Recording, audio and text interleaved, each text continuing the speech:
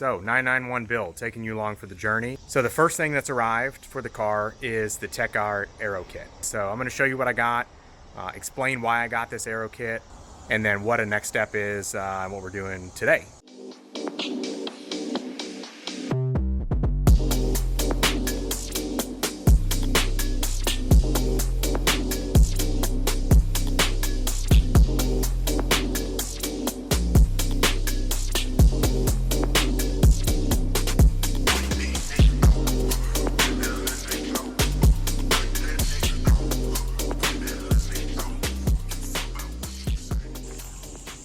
Okay, so here's the kit. What you're looking at here is a set of rocker panels for the sides.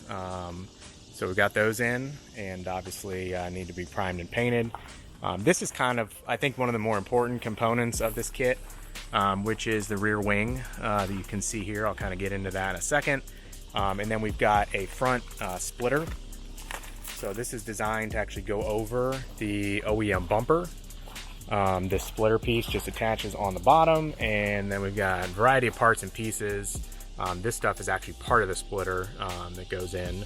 But I guess to start, you know, why the Techart kit?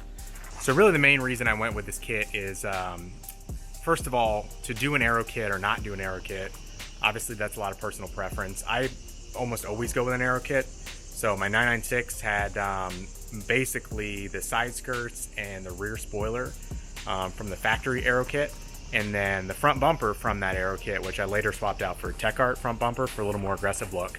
The 993, which many of you are familiar with if you follow my channel, had what they call Aero Kit 2, which was available in 1997 as a factory option. It's also known as the Turbo S Look kit. Came with a new Turbo S front bumper, front splitter below that, side skirts, and then a rear spoiler that had some decent height to it. But I really think Aero Kits set the car apart. It's something I almost always put on my builds. And when it came to selecting an Aero Kit for the 991, there are a few options that are pretty popular. One option would be the factory cup Aero Kit, as they call it. So that is side skirts and a rear wing that's a little like lower profile. Think of it as kind of like a turbo wing, in my opinion, in terms of height. It's double stacked, but the top tier sits pretty close to the bottom portion of that spoiler. And then the front bumper basically has like a GTS look. So I believe the GTS 991 also comes with most of this kit standard except for the rear spoiler. So I think the skirts and the front bumper are standard on the GTS. If you add the rear spoiler and put that all together, that's what's known as the Aero Kit Cup package. So that's pretty popular. I really love that kit. I was very much on the fence. Almost decided to go with that kit. I know several people who have it. My buddy Kyle has got his green 991 with that kit on. It looks spectacular. So that's definitely an option. There are some people who decide to do a GT3 look. So you can put the GT3 rear spoiler, which obviously sits quite high. It's quite a large wing, and the GT3 front bumper on this car with side skirts, and really give this car a look of a GT3. I personally shied away from that.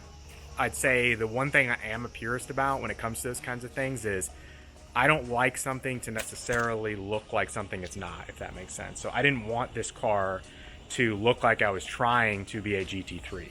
Obviously, the GT3 is a spectacular machine.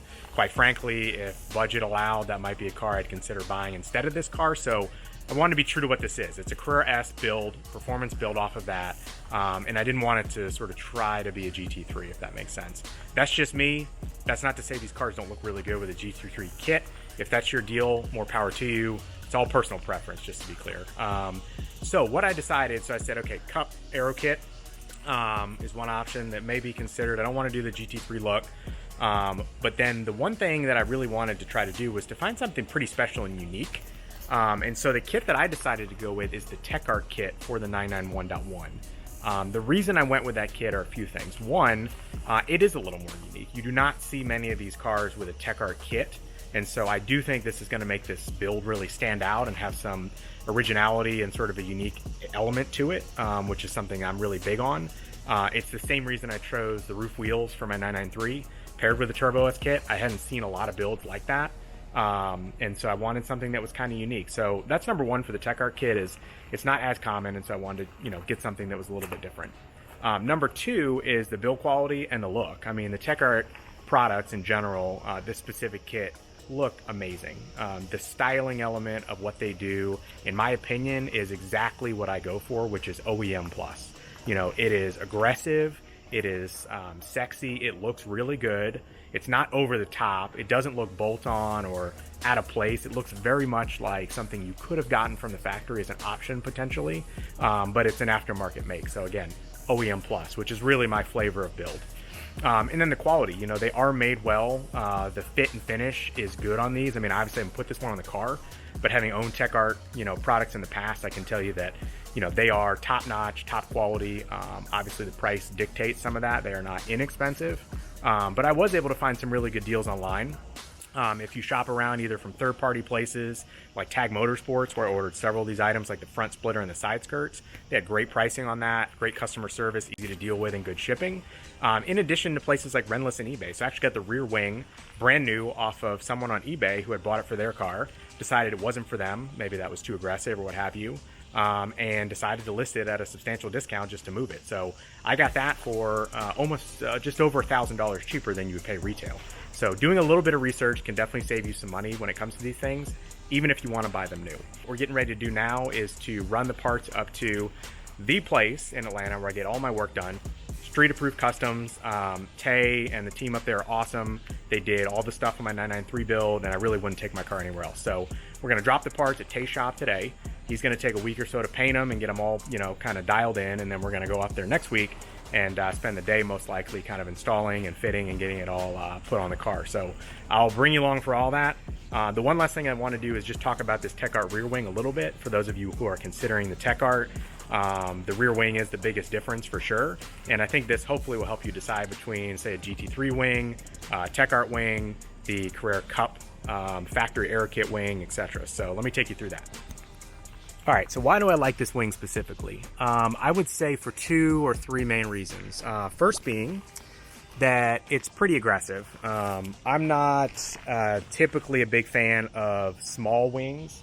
So for comparison, you know, the factory spoiler, essentially, if you were to run that in the up position, you know, basically sits like that.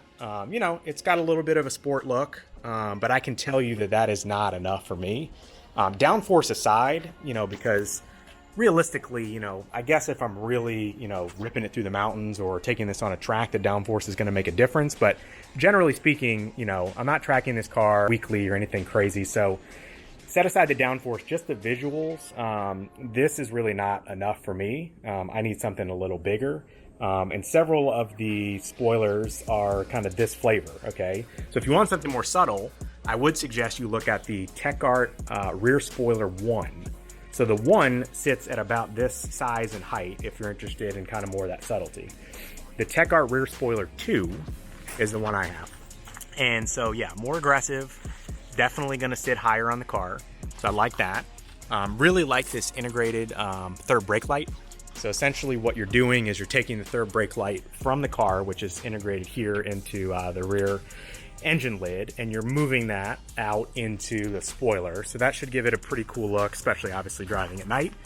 The other reason I really like it is it's 2-tiered, and so I like that element of it. I like that the pillars are fairly thick. Obviously on some of the GT type of spoilers, or the race, call it spoilers, they've got much thinner pillars. I mean, I get that. Obviously that is, you know, potential like weight savings and those kinds of things. But again, for more street use, which is a lot of what I'll be doing, or just mountain driving, I like the thickness and substantiality of the pillars. And then really the wing profile is my favorite. And so I like that this wing has a sweep and curve to it. I do think that that really follows the line of the car nicely in terms of the rear curve. And then also love that this spoiler turns down on the sides. So in an effort again to ensure that this is not hey, it's sort of like a GT3 copycat, you know, I actually like that this has what you could probably consider, I guess, more of like a GT2 or even turbo inspired turn down on the sides. And you know, I think that's what makes this unique. I think that that's what allows somebody to look at this and say, hey, like, what is that Aero Kit? I think that's what really sets it apart, quite honestly, is that kind of side turn down. So that's what I love about the spoiler, but that's enough there. Let's head up to Street Approved Customs, go drop this stuff off with Tay, and that way you can get started painting, and you know, next week we can get all the stuff installed.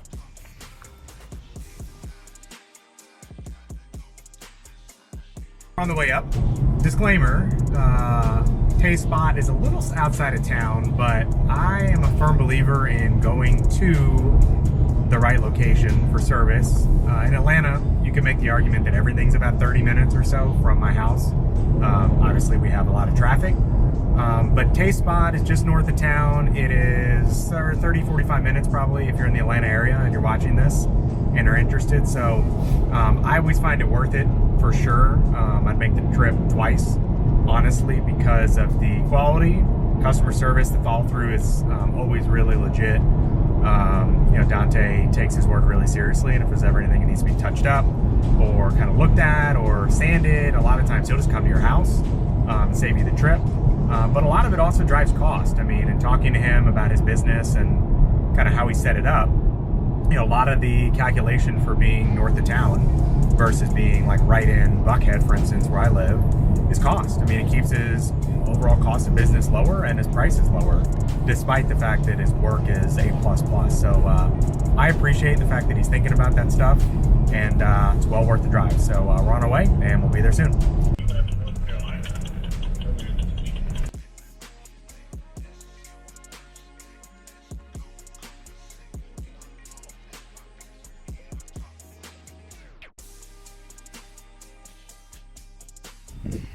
New shop, so I'm loving the new digs that Dante's got set up. Lots of space, obviously no shortage of cool cars here, but you know, lots of room inside and out. Old shop definitely did the trick, but this is a lot of space to spread out. Just dropped the parts, and so we're gonna head back into town, and we'll be back up next week to put them on. So that was easy. 5 minutes, 10 minutes, run through the parts, kind of what we're thinking on install, what we want to paint, what color, and good to go. So leave those for about a week with paint work, body work. Taking time is always the way to go. Never want to rush that kind of work. I've actually been guilty of that in the past and get talked off that ledge a lot. So I'm going to give Street Approved Customs time they need, get them to get those things dialed in, and then we're going to come back up next Wednesday, so about a week from today, and do a day install. So I'll bring you along for that. We'll kind of go through each part going on the car and watch that transformation as it happens. So stay tuned for that. And of course for other mods, we've got all kinds of stuff planned. So lots to come on the channel, but this is the first of kind of the major pieces of the build. So I'll get the rest of this on the install side, and then hopefully enjoy this video if you're thinking about doing one of these yourself.